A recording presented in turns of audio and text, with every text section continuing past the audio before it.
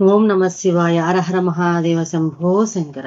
అందరికీ నమస్తే. అందరూ కూడా భగవాన్ అనుగ్రహంతో అందరము బాగుండాలి మన జరా భాగాన్ని ప్రార్థిస్తూ ఉన్నాను. ఈ రోజున శ్రీ శివ మహాపురాణాలని కోడి రుద్ర సంహితలో ద్వాదశ జ్యోతిర్లింగం గురించి అయితే వింటూ ఉన్నాం కదా. చివరిదైన గురుస్మేశ్వరుడు గురించి అయితే మనము విందాము. మహాముల్లారా, మన ప్రవచనంలో చివరి జ్యోతిర్లింగం కుష్మేశ్వరం. దక్షిణ పదంలో దేవగిరి అని ఒక శ్రేష్ఠ పరుతుంది. దాని సమీప ప్రాంతాల నగరిలో చాలా మంది బ్రాహ్మణులు ఉండేవారు. వారిలో భారద్వాజ సంతతికి చెందిన సుధర్ముడని ఒక సంపన్న సంతృప్త గృహచూకుడు. ఆయన గొప్ప వేద పండితుడు, సకల శాస్త్ర పారంగతుడు, ధర్మకార్య తత్పరుడు. అతని భార్య సుదేహ, అతనికి తగ్గ ధర్మపత్ని. అనుకూలపతి దంపతులిద్దరూ అకలంక శివభక్తులు. అతిథులను బాగా గౌరవించేవారు. వారు వైష్ణవులైనా సరే ధనవంతులైనప్పటికీ సౌజన్యాది సద్గుణ సంపన్నులు. సుధర్ముడు ఆయన భార్య ఇంత ఉత్తములైనప్పటికీ అందరూ శిష్యులను చెరదీసి వారిని స్వంత కుమారుల వల్లే చూసుకుని వేద ధర్మ మర్మజ్ఞులుగా పండితులుగా చేసి సమాజానికి అంకితం చేసినప్పటికీ శివునికి ఇంకా వారిపై దయ లేదు, సంతానాన్ని ఇవ్వలేదు. ఒకనాడు ఒక సిద్ధుడు అపర శివుని వలె వెలిగిపోతున్నవాడు వారింటికి వచ్చాడు. దంపతులు ఎవరు ఆయన పాదాలు కడిగి శిరస్సుపై చెలుకుని ఆసనంపై కూర్చోబెట్టారు. ఆయన చాలా సంతోషించి, మీ వంటి ఆదర్శ దంపతులు దయవల్లే మా వంటి సిద్ధులు సన్యాసులు సుఖంగా జీవించగలుగుతున్నాము, మీరు ధన్యులు అని. మీ పిల్లలు ఎక్కడా అని కనబడలేమి, ఆడుకుందుకు వెళ్ళారా అని ప్రశ్నించాడు. మ్లానవదనులై గ్రుడ్ల నీరు కక్కుకుంటూ తాము సంతానహీనమని విన్నవించారు. సుధర్ములు చివాన ఆసనం నుండి లేచి నిలబడిపోయాడా సిద్ధుడు. వాళ్ళేమో మ్లానవదనులై గుడ్లు నీరు కక్కుకుంటూ తాము సంతానహీనం వినవించుకున్నారు సుధర్ములు అనమాట. చివాన ఆసనం నుండి లేచి నిలబడిపోయాడా సిద్ధుడు. అమ్మ, నన్ను క్షమించు, నేను సంతానహీనం వంటి భిక్షను స్వీకరించినంటూ వెళ్ళిపోతున్నాగా సుధర్ముని కెందుకు వచ్చిన వాడు సామాన్యుడు కాదని, తన ఆరాధించే దైవమేనని, శివుడే కావచ్చునని అనిపించి అతని పాదలపై పడిపోయాడు.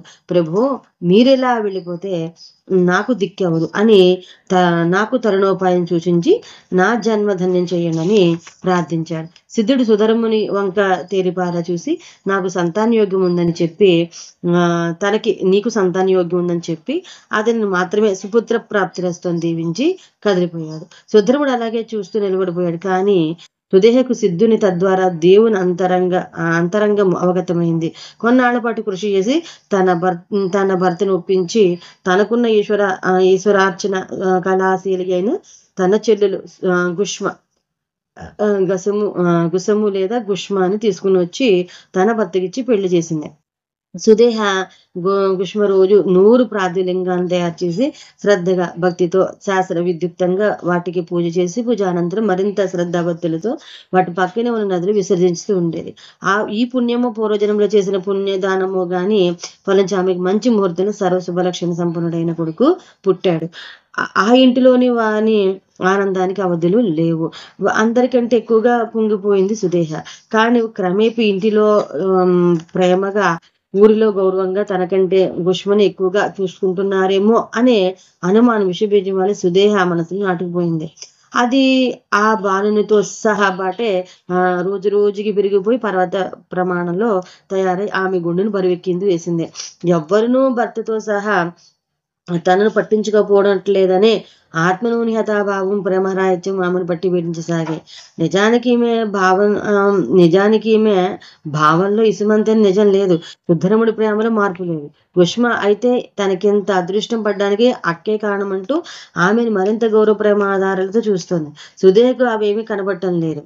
ఆమె మానసిక రోగం ఏ స్థాయికి పెరిగిపోయిందంటే, ఈ పిల్లవాని వల్లే తన స్థాయి దిగజారిపోతుందని, వీడిపోతే తనకు మళ్ళా పాత ప్రావం వస్తుందని, అందువల్ల ఆ పిల్లవాడిని చంపివేయాలని నిశ్చయించుకుంది. అవురా, అసూయ ఎంతటి అకార్యాన్నైనా చేస్తుంది కదా. బుద్ధి పూర్తిగా భ్రష్టు పట్టిపోయిన సుదేహ ఆ రాత్రి గుష్మ పడక గదిలోకి వెళ్ళి ఆ పిల్లవాడిని మృదుగా తల్లి వద్ద నుండి తొలగించి ఆ గదిలోకి తీసుకుని వచ్చి ఒక పదునైన కత్తిని చేతబట్టి ఆ బాలుని కండకండాలుగా నరికివేసింది. నిద్రలోని మృతి చెందిన ఆ బాలుని శరీర ఖండాలను మూటగట్టి తెచ్చి ఊరి ప్రక్కనే ఉన్న గదిలోకి విసిరివేసింది. ఆ మొక్కలు గుష్మ రోజు పూజించి విసర్జించి పార్థివ లింగాల మీద పడటం శివ సంకల్పం. వెనక్కి వచ్చి నిద్రకు ఉపక్రమించిన సుదేహకు నిద్ర పట్టలేదు, దోషికి నిద్ర పట్టలేదు కదా. తాను చేసిన పనిని గూర్చుకు ఎంత తగ్గించుకున్నా, ఎంత మానసిక సంఘర్షణకు లోనైనా తన ఘోర పాపాన్ని చేస్తానని తాను కూడా అదే నది గర్భంలో కలిసిపోవడమే సరైన పని అని తాను ఇక శాంతంగా మనస్ఫురంగా మాత్రం మనుగడ సాగించాలని నిశ్చయించుకుంది. ఈలోగా తెల్లారం తల్లి లేచి తన పక్కలోని పిల్లాడు కనబడకపోవడంతో కంగారు పడింది. అప్పుడే మంచం దిగుతున్న భర్తతో చెప్పింది. ఆమె ఆందోళన చూసి తేలిగ్గా వేస్తూ, సుధర్ముడు పిచ్చిదానా, అంత కంగారెందుకు, నిద్రలో ఏడిస్తే సుదేహ వచ్చి వాడిని లాలించడానికి తీసుకువెళ్ళి ఉంటుంది, వెళ్ళి అక్కడ చూసుకో నీ కొడుకుని అంటూ ముఖం కొడుకోవడానికి వెళ్ళిపోయాడు. పరుగున అక్కడ గదికి వచ్చి అక్కడ ఒంటరిగానే పడుకున్న నిద్రిస్తున్న సుదేహం చూసి పెద్ద పెట్టిన కని కేక పెట్టి పడిపోయింది గుష్మ. ఆ కేక విన్న సుధర్ముడు పరుగున వచ్చి చేతిలోని పంచప్రాతి నుండి నీళ్లను ఆమె ముఖంపై చిలకరించి ఆమెను పేరును ఉచ్చరిస్తూ లేపడానికి ప్రయత్నించాడు. ఇదంతా తెలిసిన ఈ హడావుడికి నిద్ర మేల్కొన్నట్లు నటిస్తూ ఏమైంది అంటూ కంగారు అభినయించింది సుదేహ. పిల్లవానికి వెతకడానికి సుధర్ముడు వీధిలోకి వెళ్ళగా సుదేహ వంటి పనులు నిమగ్నం కాగా నది తీరానికి బిందె పట్టుకుని బయలుదేరింది గుష్మ. నదిలో తన రోజు శివలింగాన్ని విసర్జన చేసే మట్టి నుండి పైకి లేచి తన వంకే ఈదుకొని వస్తున్న ఒక బాణం చూసి ముందు ప్రేమేమో అనుకుని తర్వాత పరీక్షగా చూసి ఆశ్చర్యానందాలతో మానపడిపోయిందా గుష్మ. వాడు తన కొడుకే అమ్మా అంటూ వచ్చి చీర కొంగుని పట్టుకున్నాడు. నాయన, అసలు ఏమైంది, నువ్విలా ఈ నదిలోకి ఎప్పుడు వచ్చావు, ఇంతలా ఈత ఎలా కొట్టగలుగుతున్నావు అని అడిగిందా తల్లి. ఏమోనమ్మా, ఏమైందో నాకు తెలియదు, నీ పక్కలో నిద్రిస్తున్న నాకు ఒక భయంకరమైన కల వచ్చింది, నేను చచ్చిపోయినట. ఇదేమి ఇలా ముక్కలై ఉన్నాను, ఇదేమిటి ఇలా ముక్కలై ఉన్నాను అనుకుంటూ ఉండగా మెలకు వచ్చింది. చుట్టూ చూస్తే నీ చెంతనే ఉన్నాను. నన్ను పూర్తిగా వచ్చి రాని మాటలతో ఆ కొడుకు. ఆమెకు చాలా భయం వేసింది. ఇది దేనికి సంకేతమును విపరీతమైన ఆందోళనతో అలా నిలిచిపోయింది. ఆమె భయాందోళనను దూరం చేయడానికి ఆమె ఆరాధ్య పరమేశ్వరుడే ఆమె ఎదుట సాక్షాత్కరించాడు. సాధ్యమని, నీ ఉత్తమ పతివ్రతము, నీ నిస్వార్థ పరతత్వం, భయంతో కాకుండా భక్తితో నాకు చేసే పూజలు, ఇవన్నీ నాకు నచ్చుతాయి. నా భక్తుల్ని నేను ఎప్పుడూ కనిపెట్టుకుని ఉంటాను. నీ మాతృత్వ సౌభాగ్యం పట్ల అసూయ చెంది నీ కొడుకుని ముక్కలుగా నరికివేసి నదిలో పడేసింది. నా భక్తురాలి ఉత్తమ గుణశీల సంపన్నివి అగు నీకు కడుపు కోత కలగకూడదని నేనే స్వయంగా వచ్చి ఆ దయలేని పెద్ద తల్లి చేతిలో మరణించిన పశువాన్ని బతికించి నీకు అందించాను. ఇంతటి దారుణానికి కడుగొట్టిన సుదేహ సంగతి చేస్తానన్నాడు మహేశ్వరుడు. ఎంతో తపస్సు చేస్తేనే గాని లభించని కైలాసం దర్శనం తన వంటి సామాన్యురాలికి తపస్సు అంటే ఏంటో కూడా తెలియడానికి లభించడంతో ఆనందంతో పొంగిపోయింది గుష్మ. కనిపించడమే కాక ముట్టుపోయిన కొడుకుని బ్రతికించి తెచ్చి ఇలా వివరంగా మాట్లాడి మహాదేవుని పాదాలు ప్రణమిల్లి ఇలా అంది గుష్మ. కరుణాసింధు, నాపై అవ్యాజమైన దయా దృష్టిని కురిపించావు, దర్శనాన్ని ప్రసాదించావు. ఉన్నట్టు ఎందుకు ఇలా అయిపోయిందో కానీ మాక చాలా మంచిది. నా శివ భక్తి ఆవిడ ఇచ్చిన శిక్షణ ఫలమే. నా సౌభాగ్యం ప్రతివీక్ష కూడా ఆవిడ పెట్టినవే. ఏదో ఒక నిమిషంలో మా మానవ మనుషులు ఎటువంటి పురుగులు తెలుస్తాయి, ఎలాంటి ఇష్టగ్రహాలు ఆవహిస్తాయో నీకు తెలియంది కాదు. ఆమెను క్షమించి స్వామి, నేను కోరుకోకుండానే నీ దర్శన భాగ్యం కలిగించావు. నా అమృత పుత్రుని బతికించి తెచ్చావు. భక్త శంకర, విశ్వమంతా నీవు తిప్పితే తిరిగి చక్రాల అందులో మేమంతా అజ్ఞానంతో మేము చేసే పనులు ఎక్కడ. నీవు ఆడించే నాటకంలో పాత్రలమైన మాపై కాఠిన్యాన్ని వహించుకు కాలకంఠస్వామి. నా సోదరి బుద్ధి ఎందుకో వక్రగతిలోకి మళ్ళింది. ఆమె బుద్ధి వంకరను సాపు చేసి దానిని నీ వైపు తిప్పుకుని పూర్వం ఆమె కుండిన సౌశల్య సౌభాగ్య సద్బుద్ధిని ప్రసాదించి స్వామి అంటూ మళ్ళా శివుని పాదాలపై వాలిపోయింది పుష్ప. ఆమె మంచితనం పరమశివునే పరవశుని చేసింది. ఆయన చాలా సంతోషించి, అమ్మ ఈ లోకాన్ని అది పుట్టిన నాటి నుండి చూస్తున్నాను గాని నీ అంత మంచి మనిషిని చూడలేదు. అందుకే నీ పేరు ఈ లోకం అన్నంత వరకు నిలిచిపోవడం కోసం నీ పేరు నేను భీష్మేశ్వర జ్యోతిర్లింగ రూపంలో ఇక్కడ నివసిస్తానని వర్ణించాడు. మహామునులారా, ఆ పరమేశ్వర గ్రహం వల్ల 12 జ్యోతిర్లింగ ఆవిర్భావ కథలు మీకు వినిపించాను. నేను ధన్యుణ్ణయ్యాను అంటూ సంతోషంగా పలికాడు సూత మహర్షి. తర్వాత మనము ఉపలింగాల గురించి అయితే మనం విన్నాం. పౌరాణిక అగ్రగేసర ఇంకా అనేక శివలింగాలు ఎప్పుడో వెలిసి నీటికి పూజలు అందుకుంటున్న పుణ్యభూమి ఉంది. కాబట్టి వాటి చరిత్ర కూడా విని మరింత తరించాలని మనసు ఉవ్విళ్ళుతోంది అన్నాడు సౌనకాచార్యుడు. మహామునులారా, ఈ దేశంలో ఎన్నో శివలింగాలు భక్తులను కరుణించడానికి ఏర్పడి విరాజులతో ఉన్నాయి. ఈ జ్యోతిర్లింగానికి 8 ఉపలింగాలు ఉన్నాయి. వాటి పేర్లను తలుచుకుంటేనే పాపాలు దూరం అవుతాయి. సోమనాథుడు అంతకేశ్వర, మల్లికార్జున రుద్రేశ్వర, మహాకాళ దుగ్ధేశ్వర, ఓంకార కద్దమేశ్వర, కేదార భూతేశ్వర, భీమశంకర భీమేశ్వర, విశ్వేశ్వర అత్రీశ్వర, వైద్యనాథ నందికేశ్వర, నాగేశ్వర సిద్ధిభూతేశ్వర, త్రయంబక మహాబలేశ్వర, రామేశ్వర గుప్తేశ్వర, కృష్ణేశ్వర వ్యాఘ్యేశ్వర. ఈ విధంగా ఉపలింగాలు అన్నమాట. ముందుగా మనం అత్రీశ్వర లింగం గురించి అయితే విన్నాం. అత్రి మహర్షిని విస్తృతిన కామిక వన ప్రాంతంలో ఒకప్పుడు తీవ్ర దుర్గుర ఏర్పడింది. కరువు రక్కసి చేత కవళింపబడ్డ ఆ ప్రాంతంలో సరస్సులన్నీ ఎండిపోయాయి. పచ్చని చెట్లన్నీ మూడైపోయాయి. నేల బీటలు వారింది. పొలాలు బీడులైపోయాయి. ఎన్నేళ్లుగా వర్షాలు లేవో లెక్క కూడా మర్చిపోయారు అక్కడి మహామునులు. వారంతా తమకు కనీసానుష్ఠాలకు కూడా నీరు లేదని, ఈ విపత్తి ఎలా ఎదుర్కోవాలో తెలియడం లేదని దుఃఖించసాగారు. అత్తి మహర్షి, ఆయన భార్య అనసూయ సామాన్యులు గారు సాక్షాత్తు త్రిమూర్తులనే కన్నతండ్రులు. అత్తి మహర్షులంతా గమనిస్తూనే ఊరుకునే ఉన్నాడు. కానీ స్త్రీ సహజమైన జాలి, దయలు గల అనసూయ ఇక ఊరుకోలేక భర్తతో ఇలా అంది. స్వామి, కరువు తాకిడికి లోకమంతా మలమలా మాడిపోతుంది. మీ వంటి తపోనిధులు లోక్షరక్షకులు దేవతలనే శాసించగల శక్తి గలవారు ఇంకా ఉపేక్షిస్తే ఇక ప్రాణికోటి మిగలదు. ఆయన అప్పటి కర్తవ్యం విషయంలో ఒక నిశ్చయానికి వచ్చి తన తల పంకించి, అనసూయ ఆందోళన చెందుకు, నేను ఈ కరువు రక్కసి బారి నుండి లోకాన్ని రక్షించడానికి పరవశుని గురించి తపస్సు చేస్తాను. నీవు కూడా దీక్ష వహించి గంగాధరను ప్రార్థించు అని ఆదేశించి తపస్సు సమాధానానికి వెళ్ళిపోయాడు. అతి మహాముని ఇలా తీయగానే అనసూయ ఆనందంగా ఆయన ఒక ప్రార్థ్యలింగాన్ని తయారు చేసింది. పతివ్రత మహత్యం వల్ల ఆమె మట్టిని పట్టుకోగానే అది తనంతటి తానికి శివలింగ రూపాన్ని ధరించింది. ఆమె వెంటనే శివారాధన చేసి నిష్ఠలో కూర్చుంది. అలా నిద్రాహారాలు మాని కనీసం నీరైనా స్వీకరించకుండా వారు అలాగే కొన్నేళ్ల పాటు అలాగే కూర్చుండిపోయారు. దేవతలంతా అబ్బురపడుతూ వచ్చి వారెప్పుడు కనులు తెరుస్తారా, వారికి కావలసిన వరాలను కురిపిద్దామా అని అక్కడే తపోవనంలో తిరగాడసాగారు. చివరికి పరమేశ్వరుడు కూడా గంగా సమేతుడే వచ్చి వారికి ఎదురుగానే అదృశ్య రూపంలో ఆశీసునైనాడు. ఈ తపస్సు దీక్ష ఇలా అవిచ్ఛిన్నంగా 64 సంవత్సరాల పాటు సాగాయి. ఆ తర్వాత ఒక రోజు అత్రి మహర్షి కనులు తెరిచి మృదువుగా అనసూయ అని పిలిచాడు. ఆమె వెంటనే దీక్ష విరమించి లేచి, స్వామి, కైలాసనాథుడు కరుణించాడా అని అడిగింది. ఆ మహాముని దానికి సమాధానం చెప్పకుండా, సాధ్వి, నాకు దప్పికగా ఉంది, ఈ కలసతో నీరు తీసుకురా అన్నాడు. ఆ సాధుకి సాధ్యం కానిది లేనిది భవిష్యత్ దర్శనకుడైన ఆ మునికి తెలుసు. ఆమె మాత్రం ఆశ్చర్యపోయి, ఇక్కడెక్కడా నీళ్లు లేవని ఆయనకు మాత్రం తెలియదా? ఇలా ఆదేశించడంటే ఏదో జరిగే ఉంటుంది. ఆయన పతి మాటకు ఎదురావడం తనకు తెలియదుగా అనుకుంటూ బయటికి ఒక కలసను పట్టుకుని బయలుదేరింది. అప్పుడే ఉన్న శివుడు నవ్వుతూ గంగ వైపు సాభిప్రాయంగా చూశాడు. ఆ తల్లి కూడా బయలుదేరింది. కలసను పట్టుకుని నలువైపులా చూస్తూ ఉన్న అనసూయకు గంగ తన స్వీయ దేవతా స్వరూపంతో సాక్షాత్కరించింది. అమ్మ పతివ్రతా శిరోమణి, నీ పతిభక్తికి, అంకుటిత దీక్షకు, అన్నింటినీ మించి అసాధారణమైన మనోబలానికి, తపో నిర్వహణకు ముగ్ధురాలనయ్యాను. నీకేం కావాలో కోరుకో, అనుగ్రహిస్తాను అంది సంతోషంగా. అనసూయ ఆ దేవతకు పాదాభివందనం చేసి, అమ్మ గంగమ్మ తల్లి, లోకపావని, ప్రాణుల మనుగడకు పంచభూతాల్లో నొకదాని వైపున నీవు ఎంత అవసరమో నీకు తెలియదా?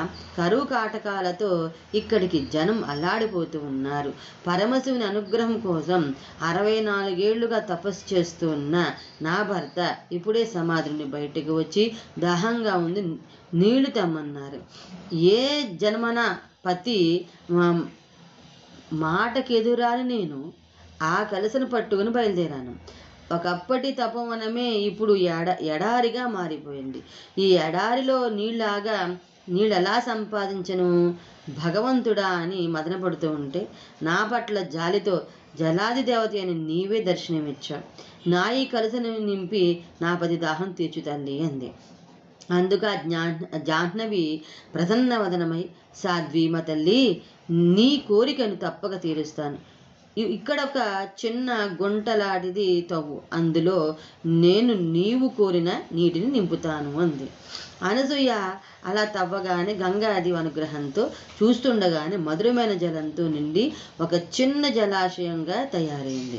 అనసూయ అందులో నుండి నీటితో కలిసి నింపి సాధనంగా వెనక్కు వచ్చి దాన్ని తన పతికిచ్చింది. అత్రి మహాముని అంతా విని తాను కూడా ఆ జలాశయానికి వచ్చి పత్నితో సహా స్నానం చేసి సదావుని పార్థివలింగానికి నమస్కరించగా ఆ దేవదేవుడు దర్శనమిచ్చి వరం కోరుకోమన్నాడు. అత్రి మహాముని ఆ స్వామిని ఆ చోటినే కొలుదీరి ధర్మ సంరక్షణ చేస్తుండమని కోరగా పరమశివుడు అక్కడే జ్యోతిర్లింగ రూపంలో వెలిశాడు. అత్రి మహర్షి పేరునది అత్రీశ్వరలింగంగా ఉపజ్యోతిర్లింగంగా ప్రసిద్ధికెక్కింది. తర్వాతది నందికేశ్వరుడు లింగం గురించి విన్నాం. సౌనకాది మహామునులారా, ఇక నందికేశ్వరుని ఉపలింగంగా ఆవిర్భావ వృత్తాంతాన్ని వినండి. ఒకప్పుడు మంచి శీలము కలది, మహాభక్తురాలు, గొప్ప సౌందర్యవతియగు ఋషికయ్యను బ్రాహ్మణ స్త్రీ ఉండేది.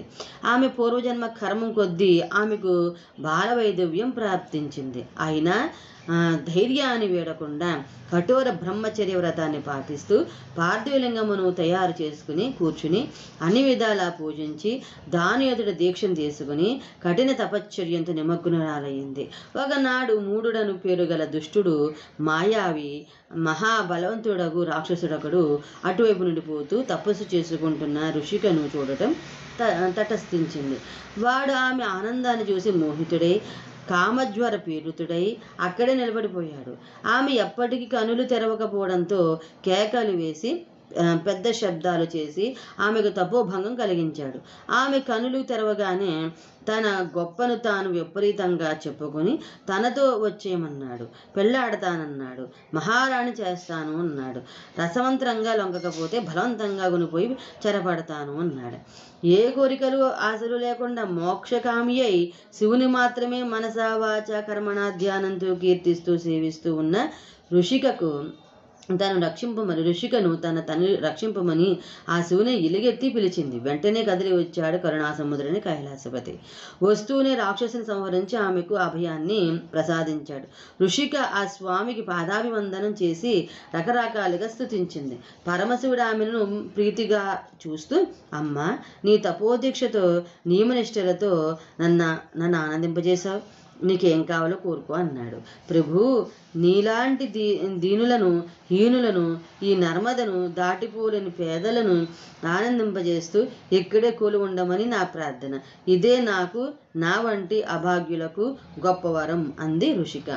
అలాగే తల్లి, నీ కోరిక మేరకు ఇప్పుడు ఒక ఉపజ్యోతిర్లింగ రూపంలో ఉంటాను, అందింపజేయు వాణిగా ఉంటాను. కాబట్టి నందికేశ్వర నామంతో ప్రసిద్ధిని అవునవుతాను. అంతేగాక ఈరోజు అనగా వైశాఖ శుద్ధ సప్తమి నాడు ప్రతి ఏట గంగాదేవి వచ్చి ఈ నర్మదతో కలిసి ఉంటుంది.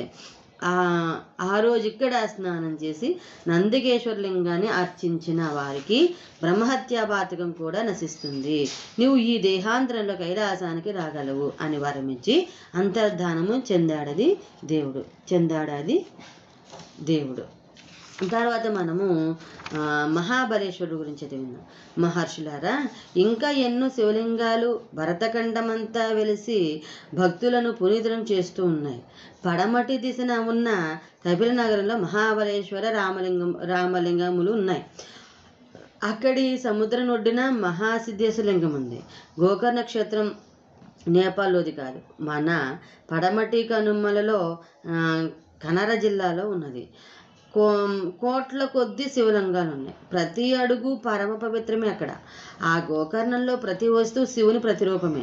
ఇక్కడ శివలింగాలు కృతయుగంలో తెల్లగాను, త్రేతాయుగంలో ఎర్రగాను, ద్వాపర యుగంలో పసుపచ్చుగాను, కలియుగంలో నల్లగాను ఉంటాయని చెప్పబడింది. ముఖ్యంగా గోకర్ణం వద్దున్న మహాబలేశ్వర లింగాన్ని ప్రతిదినాల్లో సేవించిన వారు రుద్ర సమానులై రాజులుతారు. ఈ శివలింగాలయాన్ని ఉన్న తూర్పు ద్వారం నుండి బ్రహ్మ, విష్ణు, ఇంద్రుడు, విశ్వేదేవుడు, మరుద్గణాలు, ఆదిత్యులు, వసువులు, చంద్రుడు, నక్షత్రాలు వంటి శివుని పూజను తరిస్తారు. దక్షిణ ద్వారం నుండి యముడు, చిత్రగుప్తుడు, రుద్రులు వచ్చి శివుని సేవించుకుంటారు. పడమటి ద్వారం గుండా వరుణుడు, సమస్త నదులు ప్రవేశించి శివుని సేవిస్తారు. వాయుదేవుడు, కుబేరుడు, భద్రకాళిక, చండిక శక్తి రూపాలు ఉత్తర ద్వారం గుండా వచ్చి స్వామిని సేవించుకుంటారు. ఇతర దైవాంశంభూతులు మానవులు ఏ ద్వారంనైనా ఆశ్రయించవచ్చు. ముఖ్యంగా మాఘ బహుళ చతుర్దశి నాడు ఇక్కడ చేసే పూజలకి అఖండ ఫలాలు ఉంటాయి. ఇక్కడే ఒక చండాలిని శివలోకాన్ని చేరగలిగిన అపూర్వ సంఘటన జరిగింది.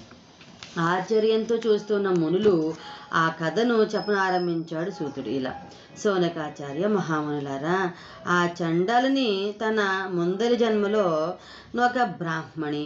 ఆమె పేరు సోమిని. చాలా అందంగా, లక్షణంగా, మంచి అవయవ సౌష్ఠవంతో, చంద్రబింబం వంటి వదనంతో ఉండేది. ఆమెకు వివాహమైన తరువాత పతివ్రతగా, మంచి ఇల్లాలుగానే సంప్రదాయబద్ధంగా జీవించింది.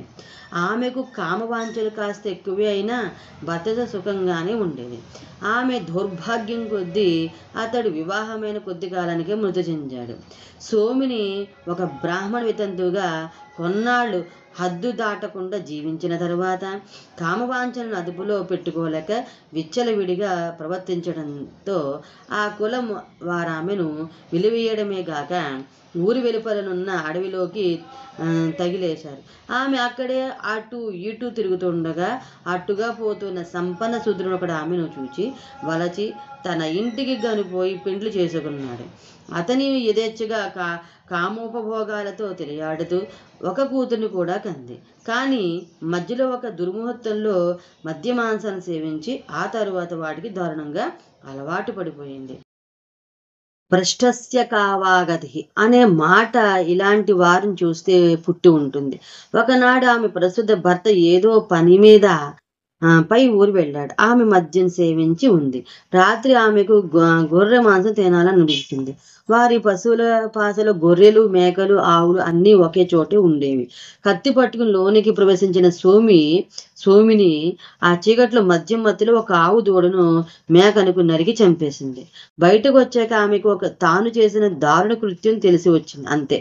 మద్యం మత్తులో పాటు అన్ని మానసిక ప్రకోరూపాలు దిగిపోయాయి. ఎక్కడో శరీరంలో ఉన్న బ్రాహ్మణ రక్తపు చుక్క పరిచయగా శివా శివా అని గట్టిగా అరచి నేలమై పడి మరణించింది. ఆమె మరుజన్మలో ఆమె చండాల దంపతులకు జన్మించింది. ఆమె గుడ్డి తల్లిదండ్రులు ఆమెకు 5 ఏళ్ల వయసు వచ్చే లోపులే పోయారు. అలాగే ఒక ఊత కర్ర సాయంతో ఊరంతా తిరుగుతూ అడుగు తింటూ ఆ చీకటి బతుకుని 1/2 శతాబ్దం పాటు ఏ తోడు లేకుండా నెట్టుకొచ్చింది. ఒకనాడముకు శివభక్తులు కొందరు శివరాత్రి నాటికి గోకర్ణంలోని మహాబలేశ్వరం చేరుదామనుకుందామని మరునాడే బయలుదేరామని మాట్లాడుకోవడం వినిపించింది. అక్కడికి చాలా మంది వస్తారని, దీనులకు అన్న వస్త్రములు దానం చేస్తారని ఆమెకు తెలిసింది. తాను కూడా వారి అడుగులు చప్పుళ్ళు ఆధారంతో వారిని అనుసరిస్తూ పోయి మహాబలేశ్వరుని పురికి అనగా గోకర్ణం చేరుకుంది. అందరినీ అడుక్కుంటూ దారి తెన్ను లేక నడుస్తూ శివలింగ సమీపానికి చేరుకుంది. ఒక పుణ్యాత్ముడు ఆమె చూచిన చేతుల్లో బిలవపత్రాలు రెమ్మని పెట్టాడు. ఆమె దానిని తడిమి చూసుకుని తిండి పనికి రాదని తెలియడంతో ఆకులను దూసి విసిరేసింది. జీవితంలో తొలిసారిగా ఆమె భాగ్యం బాగుండి అవి అప్పుడే వీచిన గాలికి ఎగిరి శివలింగం మీద పడ్డాయి. ఆ రాత్రంతా ఆమె అక్కడే తిరుగుతూ శివా శివా నరుస్తూ అడుక్కు తిరిగింది. కానీ ఎవరు ఏమి పెట్టలేదు. అలాగే జాగారంతో ఉపవాసంతో శివలింగ సమీపంలో శివా శివా శివా అని అరుస్తూ ఉండగానే తెల్లవారిపోయింది. నీరసంతో అలసటతో నేలకొలిన ఆమె బతుకు తెల్లారిపోయింది. ఆమెను తీసుకుపోవడానికి యమభటులు వచ్చారు. కానీ అప్పటికే ప్రమథగణాల వారు వచ్చి ఆమెను సాదరంగా ఒక దివ్య విమానంపై కూర్చుని పెట్టారు. నివ్వెరబోయి నిలబడ్డ యమదూతలకు వారు ఇలా బోధించారు. ఈమె పూర్వజన్మలు మరణించడానికి ముందు పలికిన చివరి మాట ఈ జన్మంతా అడుక్కోవడానికి ముందు వెనుక వాడిన మాట ఒకటే, శివ శివ అనేది. శివ శివ అనేది దానితోనే ఆమె పాపాలు నశించే. ఇక బతుకు తెల్లవారడానికి ముందు మహాబలేశ్వరుని పవిత్ర సన్నిధానంలో తిరిగి మారేడు దళాలు సమర్పించి జాగారం ఉపవాసం చేసిన పుణ్యానికి ఫలంగా ఆమె కైలాసవాసం ప్రాప్తించింది. మహామునులారా, ఇవి పరమ పాపులైన పవిత్రీకరించే జ్యోతిర్లింగాలు, ఉపలింగాలు, వాటి ఆవిర్భావ కథలు అని పలికాడు సూత మహర్షి. ఇంతవరకు మనము 33 అధ్యాయాలు అయితే విన్నాం. తర్వాతది హరీశ్వరలింగం, సుదర్శన చక్రం గురించి అయితే విన్నాం. జ్ఞాననిధి, పౌరాణిక సార్వభౌమ, మా వంటి అజ్ఞానులను సుజ్ఞానులుగా చేయడానికే ఆ విధాత మిమ్మల్ని సృష్టించి మా వద్దకు పంపాడు. మహాత్మా, విష్ణువు చేతి సుదర్శన చక్రం కూడా శివాజ్ఞాగ్రహలబ్ధ విభవం అని విన్నాము. ఆ సంఘటన చెప్పి ఆ తరువాతి పుణ్య సంప్రాప్తములైన వివరాలుంటే వాటిని కూడా వచించి మమ్ము ధన్యులను చేయండి అని ప్రార్థించాడు. ముళ్ళందరి వైపు నుండి సౌనికాచార్యుడు అనమాట. ఒక్క మారు శివకేశులకు నమస్కరించి ప్రసన్న దరహాసభాసుర వదనుడైన ఇలా చెప్పసాగారు సూత మహర్షి. సౌనికాచార్య, మీరు విన్నది వాస్తవమే. ఒకప్పుడు దైత్యులు అత్యంత ప్రబలులై వేల సంఖ్యలో పుట్టుకొచ్చి అన్ని లోకాలను అల్లకల్లోలం చేశారు. చాలా పెద్ద ఎత్తున ధర్మగ్లాని ఏర్పడింది. దేవతలు మునులు శ్రీ మహావిష్ణు వద్దకు పోయి తమ బాధలను చెప్పుకొని తమను ఎలాగైనా ఈ రాక్షసుల బారి నుండి కాపాడమని ప్రార్థించారు. అప్పుడు శ్రీహరి అదనపు దివ్యశక్తుల కోసం కైలాసానికి పోయి 1000 పద్మాలతో శివుని ఆరాధించడం ప్రారంభించాడు. మహామేధావి అయిన శ్రీ మహావిష్ణు ముందుగా ఒక పెద్ద పార్థివలింగాన్ని నిర్మించి సహస్ర పద్మాలను సిద్ధంగా పెట్టుకుని ఇంతవరకు ఎవ్వరూ చెయ్యని పద్ధతిలో శివ పూజను చేయించి తన అపార మేధాశక్తితో అప్పటికప్పుడు శివనామాన్ని ఒకదాన్ని సృజించి దాన్ని జపించు ఒక పద్మాన్ని లింగానికి అర్పించి మరొక దానామాన్ని సృజించి మరొక అర్పించి ఇలా సహస్రనామాన్ని కల్పించి చదివి పువ్వులను సమర్పిద్దామనుకున్నాడు. చివరిదైన 1000వ నామం సిద్ధమైంది. కానీ అక్కడ సమర్పిద్దామంటే పువ్వు లేదు. శివమాయ విష్ణువు యొక్క భక్తిని లోకాన్ని చాటడానికి నటరాజాడిన నాటకం. విష్ణు కైలాసం అంతటా వెతికాడు, ఏ కమలము కనబడలేదు. వెంటనే శివునితో ఇలా అన్నాడు. మళ్ళా శివలింగ ముందు మఠం వేసుకుని కూర్చుంది. ప్రభో, నేను విశాల నేత్రునని కమలాక్షుణ్ణని మీరే నన్ను సంభావించారు. కాబట్టి నా నయనాన్ని 1000వ కమలంగా స్వీకరించి నా పూజని సంపూర్ణము సఫలము చెయ్యండి.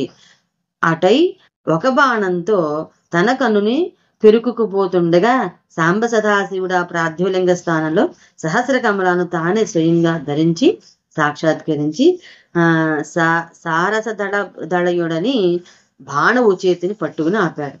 శ్రీహరి, నీ భక్తికి లోక కళ్యాణ కాంక్షకి నేను మిక్కిలి ప్రసన్నుడైనాను. నా నుండి ఏం ఆశించావో చెప్పు, నీకు దాన్ని సమర్పించి నీ తపో రుణం తీర్చుకుంటానని చాలా ఆదరంగా పలికాడు పరమేశ్వరుడు. స్వామి సర్వాంతర్యామిని నీకు నా కోరిక తెలియంది కాదు. అయినా మీ మాట ఆదేశాన్ని గౌరవించి మాట్లాడుతున్నాను. ప్రభో, దైత్యులు అన్ని లోకాలను ఆక్రమించి అందరిని హింస పెడుతున్నారు. నా వద్దనున్న శస్త్రాస్త్రాలు వారిని సమూలంగా నిర్మూలించడానికి సరిపోవడం లేదు. అందుకే ఈ పూజ ద్వారా మిమ్ము శరణు వేడాలని విన్నవించాడు విష్ణు భగవానుడు. శంకరప్పుడు తన వద్దనున్న తీవ్ర తేజోరాశి అయిన సుదర్శన చక్రాన్ని వీర చక్రానికి దుర్దర్శనం దుర్యీక్షణం అయిన దాన్ని విష్ణువుకి ప్రసాదించాడు. ఆయన వెంటనే ఎక్కడెక్కడ దుష్కార్యపరాయణుడైన రాక్షసులు విజృంభిస్తున్నారో అక్కడక్కడ ప్రత్యక్షమే వారిని తన చక్రంతో సంహరించి లోకాలను శాంతి సౌఖ్యాలను నెలకొల్పుతారు. నాటి నుండి ఆ చక్రం విష్ణు చక్రమై ఆయన దర్శనమిచ్చే భక్తులకు సుదర్శనమై అలరాడుతుంది. ఈ విధంగా మనము 34 అధ్యాయాలైతే విని ఉన్నాము. తర్వాత మనము విష్ణు గళావ వెలువడిన శివ సహస్రం గురించి అయితే మనం విందాము. అంతవరకు స్వస్తి. ఆ భగవాన్ యొక్క అనుగ్రహణ మనందరిపైన ఉండాలని కోరుకుంటూ ఉన్నాను. సర్వేజన సుఖినో సమస్త మంగళాని భవంతు. స్వస్తి. హర హర మహాదేవ శంభో శంకర.